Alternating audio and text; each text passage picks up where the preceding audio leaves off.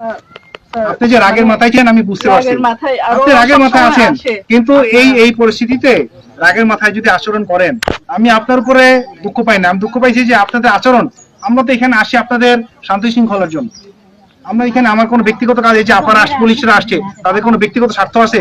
এই এত দূর থেকে আমি নিয়ে আসলাম, বান্ধবন থেকে সদর থেকে নিয়ে আসছি, তাদের কোনো কাজ আছে? পাহাড় উপরে আসছে, আপনার বাড়িতে আসছে কি ব্যক্তিগত কোনো স্বার্থে? আমরা এখানে কেউ স্থায়ী বাসিন্দা না, আমরা এখানে আছি আপনাদের শান্তি শৃঙ্খলা যাতে বজায় থাকে।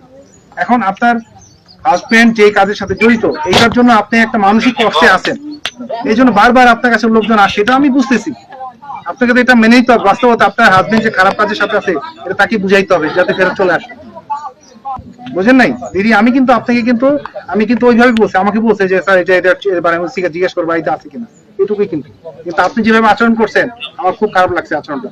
আমরা তো এখানে কারোর সাথে খারাপ আচরণ করি না, কিন্তু আমাদের খারাপ আচরণ বা আমরা রুক্ষ আচরণ করতে পারি না, এটা কিন্তু ভুল।